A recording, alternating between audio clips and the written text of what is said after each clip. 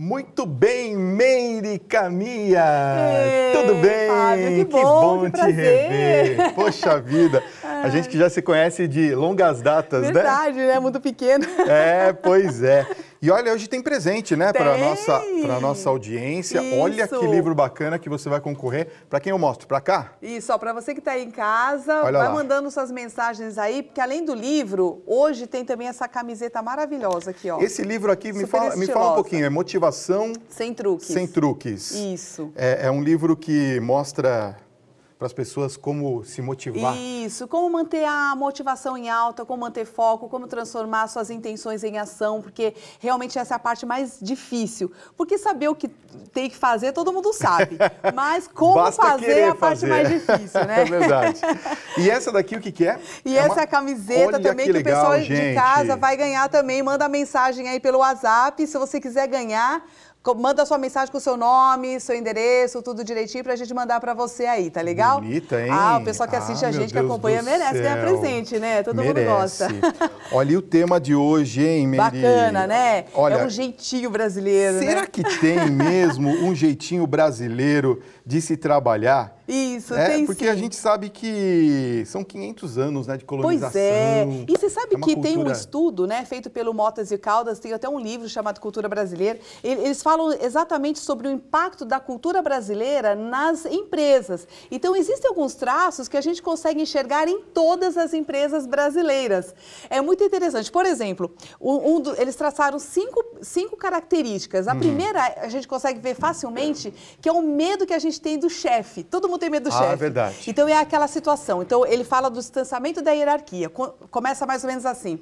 Tá lá, todo mundo insatisfeito, fica todo mundo fuxicando, falando mal do chefe. Quando o chefe chega, todo mundo para de falar, o chefe manda fazer a ordem que ninguém tá querendo, tá dando contra, só que ninguém questiona, ninguém levanta a mão, ninguém vai discordar. O chefe vira as costas, ele se certifica de que o chefe foi embora e continua falando mal do chefe. Então, na verdade, esse comportamento, ele reproduz uma dinâmica que já existia há 500 anos atrás. Então, como que era a relação do senhor de engenho e os escravos? O escravo não tinha direito nenhum de questionar. Ao escravo só cabia obedecer. Então, hoje, nós ainda trazemos essa característica de não debater uma ideia, de ter muito medo de, às vezes, contradizer uma ideia que está sendo prejudicial até para a empresa, mas o funcionário não tem coragem de falar isso para o chefe, com medo, sei lá, do chefe ficar bravo com ele.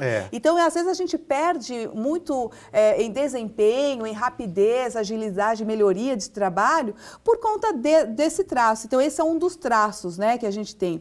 O segundo traço é o personalismo, que é o quê? A gente consegue ver, imagina aquela situação, né, Fábio? 500 anos atrás, imagina você um escravo que cai nas graças do senhor de engenho ou do capataz.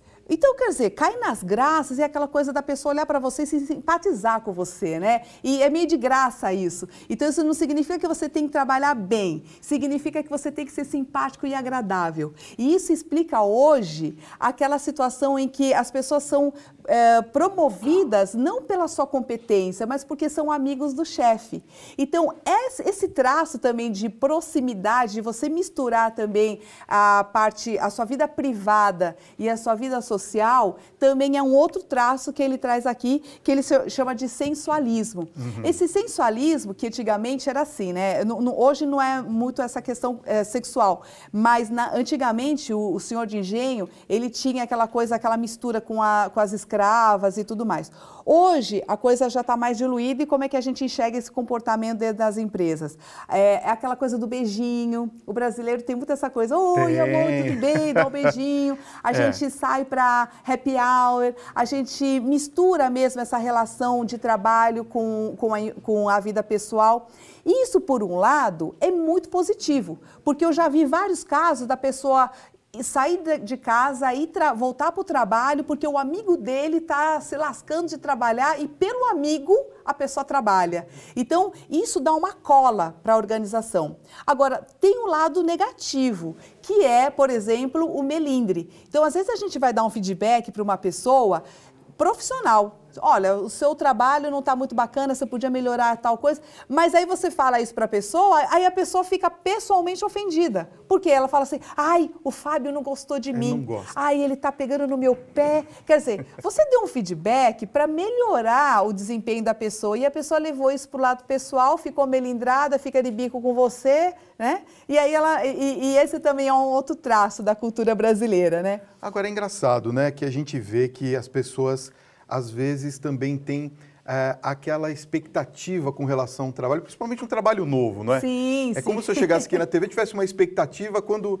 a gente vai ver, aquela expectativa é meio que frustrada. Isso, porque acaba caindo na mesma rotina. Você fala, nossa, já vi esse filme de novo. É verdade. Entendeu? E por que? Então, é exatamente por isso que eu achei bacana trazer esse tema, Fábio, porque a gente reproduz ciclos que às vezes não são positivos. E isso não acontece só nas empresas. Por exemplo, a gente está falando de traços culturais e de comportamentos que não são, às vezes, positivos para nós, mas é muito difícil mudar. Então, a única forma que a gente tem de mudar é justamente tendo consciência do ciclo que nós estamos. Porque você sabe que isso acontece no nível pessoal. Existem famílias, por exemplo, que reproduzem ciclos muito negativos. Por exemplo, a gente pode pegar famílias que reproduzem ciclos de alcoolismo. O avô bebe, o pai bebe, o filho bebe. Você então, reproduz o comportamento. Ou violência doméstica. Você pode ver a mulher, a avó que apanhava, a mãe que apanha, e provavelmente essa filha vai escolher um parceiro que bate. Por quê? O modelo mental dela de amor ficou assim. Amor o cara me trata bem, ele me dá comida, me dá um teto, mas de vez em quando dá uns tapas também. Quer dizer, o modelo de amor... passa a aceitar, ela acha normal, porque ela já viu isso acontecer a vida toda dela. Então, a referência de amor, para ela, fica assim. Até quando que a pessoa consegue quebrar ciclos? Por exemplo, tem famílias que têm ciclo de droga ou falência, sempre tem uma marca essas famílias. Quando é que essas famílias saem desse ciclo vicioso? Quando alguém toma consciência e conscientemente ela escolhe sair. Então, toda mudança requer uma escolha consciente. Então, por exemplo, nós hoje, esse tema que nós trouxemos hoje, ele é muito pertinente pelo momento histórico que nós estamos vivendo. Então, está todo mundo muito chateado com a corrupção, ninguém mais está aceitando esse tipo de coisa, ninguém está mais aceitando esse jeitinho. Por exemplo, um dos traços aqui que a gente traz é o da flexibilidade. Esse o jeitinho é aquela coisa, né? Tem regra, mas eu sempre abro uma exceção e abro exceção às vezes também porque o cara é meu amigo. Quem é aí que está em casa que nunca conseguiu um desconto porque era amigo do dono da loja? Uma fila no banco que você dá uma furadinha. Você fura a fila, você entendeu? Então todos nós somos corruptos do sistema. Então a gente só consegue mudar esse cenário brasileiro se cada um de nós começar a mudar. Só que eu não consigo ter essa consciência se eu não tiver clareza do cenário onde eu estou. Quer dizer, se eu não souber exatamente quais são os comportamentos que eu estou tendo, quer dizer, se eu estou vivendo que nem zumbi, quer dizer, só replico comportamento sem pensar, aí eu não saio do ciclo. Eu tenho que parar para pensar, para entender o que eu estou fazendo, para a partir daqui eu mudar. Deixa eu chamar o Luiz aqui, que ele também quer participar dessa conversa com a gente. Boa noite, Luiz! Boa noite, Fábio. Tudo bem com você? Mericaminha, bem-vinda mais uma vez ao Tribuna Independente, sempre trazendo aí pra gente boas dicas, com esse alto astral, essa alegria de sempre. Boa noite para você que está em casa acompanhando o nosso programa. Pois é, vocês estão falando aí sobre jeitinho brasileiro, logo a gente pensa em levar vantagem, burlar regras. É isso que a gente entende dessa expressão jeitinho brasileiro. E para representar a opinião do pessoal que está em casa acompanhando essa conversa nessa noite, eu fui para as ruas e levei a seguinte questão. Será que alguém conhece uma pessoa que foi indicada a um cargo numa empresa por conta da amizade, mais até do que a própria competência? E quando a pessoa está com algum pepino ali para resolver e acaba recorrendo a um contato influente que pode facilitar aí a resolver esse problemão. Então vamos para as ruas, chegou a hora aqui no Tribuna Independente do nosso Povo Fala, vamos acompanhar. Tem muito puxa-saco que está tomando conta de empresas, não tem competência nenhuma para estar no cargo que está. O que você já presenciou? Pessoas que mereciam a promoção, mas não receberam a promoção em detrimento de outros. Exatamente nessa condição que você falou, porque tinham uma amizade. Acontece quando o funcionário vem indicado. Ele vem ultrapassando todos, né? Você deixa de dar, elevar um funcionário já antigo e aquele vem praticamente atropelando tudo, né? Eu acho que existe esse quem indica, né? Acho que existe bastante esse relacionamento legal e que acaba subindo na empresa, eu acho que existe. Acho que é possível de acontecer, mas depende do tipo de pensamento de cada um. Se o chefe for uma pessoa que valoriza mais o tipo de trabalho que a pessoa faz ao invés do contato, então depende muito do chefe mesmo. Quando a pessoa tem algum pepino, algum problema para resolver, principalmente aqueles burocráticos. Não se resolve nada. Quando ela conhece alguém influente, poderoso, isso acaba facilitando? Acaba sim, às vezes acaba. Você citando o nome de alguém bem conhecido, às vezes já as portas se abrem mais fáceis. Sou né? amigo de fulano? Isso, sou amigo de fulano, conheço o deputado X, conheço o doutor fulano de tal, né? Eu acho que não deveria, eu acho que eles devem ser resolvidos da forma como eles têm que ser resolvidos. E não de uma maneira justa. E não por conta de uma influência de alguém. Burocracia nunca ajuda, mas em alguns casos eu acredito que seja a maneira certa de agir. Hoje em dia precisa tomar cuidado, né? Para quem você vai pedir ou vai falar. Afinal de contas, todo mundo está de olho. Todo mundo está de olho. Hoje em dia não tem mais segredo para ninguém, nem para nada. Mais que um bom contato ajuda. Hoje em dia ajuda para tudo. Bom, quando a influência é boa, acaba ajudando muito. Além de a pessoa ter muito mais chance de te acalmar e te deixar mais tranquilo sobre o problema, se ela resolver entregar o problema resolvido na sua mão, é bem melhor. Muito bem, a gente ouviu aí as pessoas na rua em geral falando do lado negativo do famoso QI, não é mesmo, Miri? Que é o quem indica. Mas tem um outro ponto também que a gente tem que mencionar aqui. Às vezes tem aquela pessoa que tem o mérito, tem a competência e acaba o quê? Usando de maneira inteligente a sua rede de contatos a seu favor para lutar por aquilo que ela quer. Isso, na verdade, se trata de uma boa e correta estratégia. Você concorda também? Bom, a gente estava falando aqui sobre o negócio da cultura. Desculpa. A gente está falando normalmente sobre o aspecto negativo das pessoas usarem ali os seus contatos, o QI. Então, fulano indicou alguém de uma posição QI, importante na empresa. Então, isso acaba sendo visto como algo não muito justo. Mas tem aquelas pessoas que têm sim o mérito, têm a competência e de uma maneira racional, inteligente, fazem uso ali da sua rede de contatos, das suas alianças para lutar por aquilo que elas querem. Em especial, uma promoção no ambiente de trabalho. Isso tem outro ponto que a gente também deve considerar e é algo válido também, concorda? Concordo. Eu acho assim, a gente tem que realmente indicar respaldado em algo real. Em algum resultado que a pessoa já trouxe, ou seja, ela tem que merecer aquilo. E aí que a gente traz aquela questão da justiça. Então, o que a gente está percebendo aí pela fala de todo mundo que aí fala, que trouxe aí nas ruas, né? Que nós estamos precisando trabalhar outros valores. Então, quando a gente fala em cultura, nós estamos falando em valores e estamos falando em crenças. E neste nível, nós estamos falando em comportamentos que a gente faz que não para mais para pensar. São os comportamentos que se tornaram automáticos. Né? Então, a gente tem as crenças que são conscientes e a gente tem aquelas crenças que são inconscientes, que a gente faz sem pensar. Por exemplo, uma crença consciente eu pergunto pro pessoal de casa, cara, por que tu levanta todo dia cedo, vai trabalhar, se mata, enfrenta chuva e sol? Por que tu não rouba? Não é mais fácil? A pessoa vai rir assim, do mesmo jeito como você riu.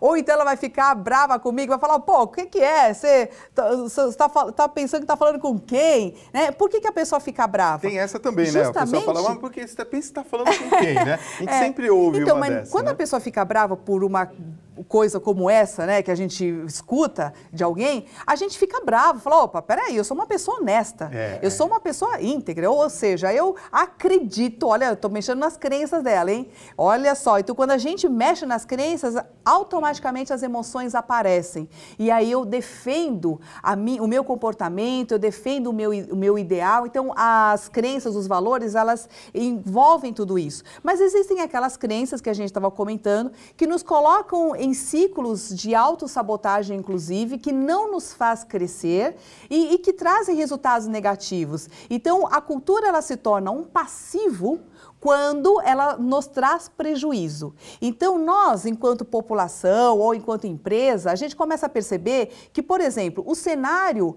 nós estamos vivendo um cenário econômico ruim, né? Nós já temos mais de 11 milhões de pessoas desempregadas.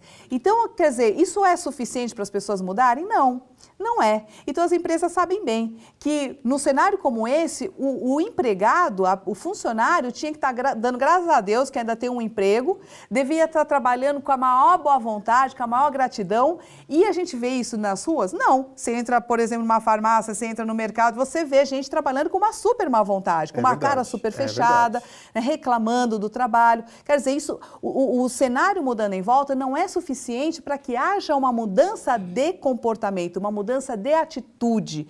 Ou seja, se você, por exemplo, quer mudar alguma coisa dentro da sua empresa, né? Então, a gente tem que começar mudando as práticas e as políticas da empresa, né? Eu quero só falar de um último traço que eu não falei ainda, que é o traço do aventureiro, que esse ele é muito importante, justamente para as pessoas que estão em casa, porque vocês vão bem se identificar, que é o traço do aventureiro.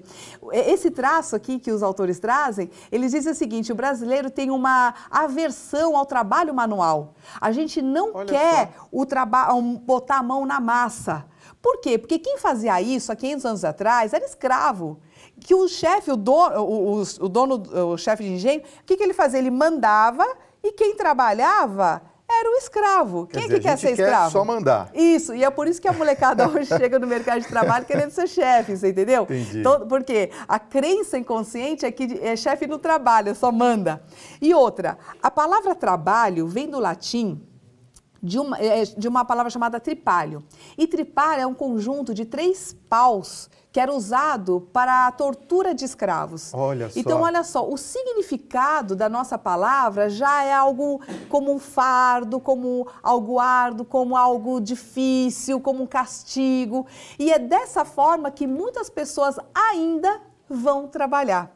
Então, assim, o que a gente precisa fazer para mudar esse panorama? Para a gente realmente começar a ter um resultado diferente lá fora. Então, o que as pessoas na rua estão falando, na fala delas, estão trazendo o quê? Um pedido de valores de justiça, de ética, de transparência, de honestidade. É isso que o povo está clamando. Então, nós só conseguiremos essa mudança se a gente começar a partir de nós. Né? Então, por exemplo, qual é a dica que eu daria para as empresas que têm esse problema e não quer mais esse jeitinho brasileiro operando dentro da sua empresa? Agora eu vou falar para você esperar um pouquinho. Gente, a audiência aqui hoje está impressionante. Nós temos quase 2.600 WhatsApp. Eu não sei como nós vamos responder isso. Mas antes da gente responder, antes dela dar essa dica, o Dalcides tem uma dica para a gente. Fala, Dalcides. Agora, aquela resposta. As dicas, né? Tadã! Pois é.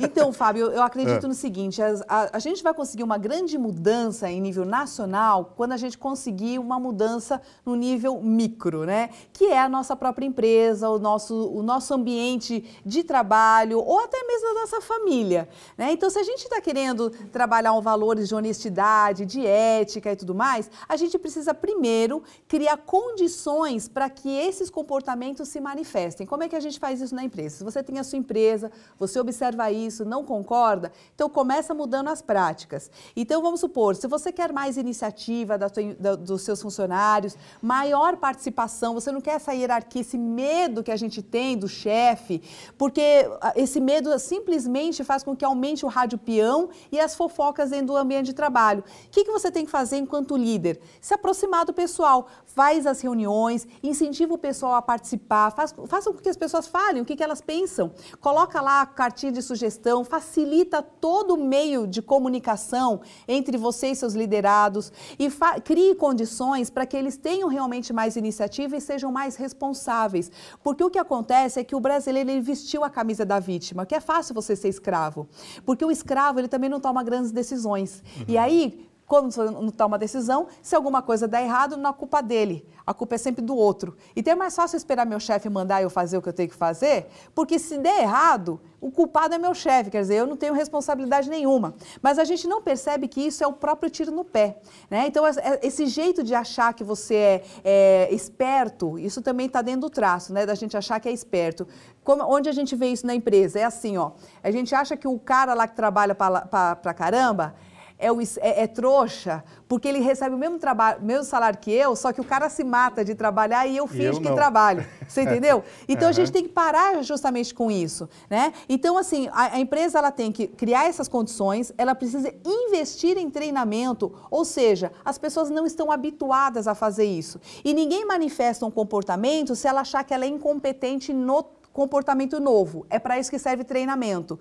Então, hoje tem vários tipos de treinamento, aliás, depois eu quero falar no finalzinho, que são treinamentos compactos, com custo mais baixo, que as empresas menores podem fazer isso dentro da sua empresa, ensinando os seus funcionários a terem mais iniciativa, a serem mais proativos, mais responsáveis, trabalhar em equipe. Então, são vários comportamentos que você pode incentivar isso dentro da empresa. E se a gente conseguir trabalhar esse nível micro, que seria dentro da nossa empresa, ou do seu próprio departamento, você não precisa mudar a empresa inteira, muda o seu departamento, pronto, eu acho que a gente já consegue uma boa mudança para os outros, porque a gente se torna espelho. As pessoas falam assim, poxa, é bacana, e dá para ser assim, dá para ser honesto, dá para ser transparente, mas para ser honesto, você tem que ter muita coragem. É verdade. Né? De assumir, de ser diferente dos outros, né? Porque dá uma impressão que a gente fez um pacto de mediocridade em que todo mundo tem que ser mais ou menos igual. E aquela pessoa que desponta, que começa a ser um pouco melhor, que começa a se comportar de forma diferente, todo mundo parece que quer puxar, falar mal, tem inveja, ataca, né? Então a pessoa tem que ter muita coragem para manter a sua integridade, né? A sua honestidade. Então não é muito fácil mesmo. Mais ou menos igual a história da cobra e do vagalume, que a cobra não conseguia ver o vagalume brilhar, não é isso? Isso, e ela ataca o vagalume só porque o cara brilha. Pois é. Ô Luiz, você brilha ou não? Olha, não sei, viu? Seguinte, ô Fábio, o Rafael daqui de São Paulo, ele está dizendo que tem um cargo de chefia numa empresa e olha só a situação dele, Mery. Mal sai da sala de reuniões, tudo que eles conversaram lá durante a reunião com a equipe já é assunto na Rádio Peão. Ou seja, já toma conta ali dos corredores da empresa. E a pergunta dele é justamente essa, como que ele faz aí para controlar e impedir que o assunto chegue aí nos ouvidos de todos os colaboradores antes da hora adequada? Pois é, esse assunto do Rádio Peão acontece justamente pelo distanciamento das pessoas, ou seja, às vezes a pessoa não concordou porque ela não fez parte da tomada de decisão e ela vai se queixar com outra pessoa, porque a fofoca, ela nada mais é que um desabafo. Você está insatisfeito e você vai falar mal de alguém ou vai contar uma situação que você está insatisfeito, não está aguentando e você desabafa com o outro. Às vezes sem má intenção, sem má intenção, às vezes, né? E às vezes mal intencionado, tem os dois lados. Mas às vezes a pessoa não tem realmente a dimensão de quanto que essa informação que ele está passando vai tomar, a dimensão que isso aqui vai tomar. E às vezes as pessoas se surpreendem, se veem dentro de situações extremamente complicadas por uma coisa que ela falou sem querer. Porque ela falou porque ia desabafar, né? Porque justamente foi um desabafo, não foi pensado, né? Agora, quando a pessoa toma parte nas decisões, raramente ela tem alguma coisa para desabafar com os outros, porque ela desabafou já com você, que era você com quem eu tinha que resolver. Eu não vou me chatear e falar para outra pessoa, você entendeu? Então, não existe clareza. Então, quando existe clareza, transparência, não fica nada para ser conversado. Então, eu não preciso desabafar com outra pessoa, porque tudo que eu tinha que falar, eu já falei. Então, é isso que as empresas ainda não têm. A Rádio Peão acontece justamente porque a comunicação não é clara. Ela não foi transparente. Então, quando não tem isso, o resultado é o Rádio Peão. Entendeu? Então, por isso que uma das dicas que eu dou para quem tem empresa é justamente, se você pergunta e o funcionário não responde, é porque ele tem medo de você. Então, você tem que rebaixar esse medo, você tem que mostrar para ele que você não vai bater nele, que não vai ter punição, que ele não vai ser exposto a ridículo. E se for necessário, põe uma caixinha de correspondência, com sugestões ali, é uma forma que você tem de começar a se aproximar.